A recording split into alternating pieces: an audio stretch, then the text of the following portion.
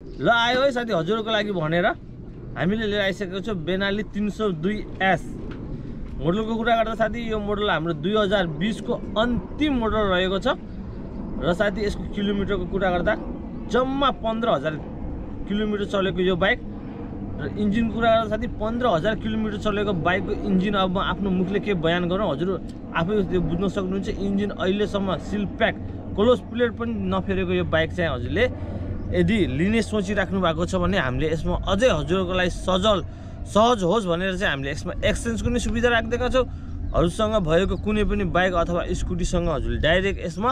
exchange गरेर नि लान सक्नुहुन्छ यो चाहिँ हजुरलाई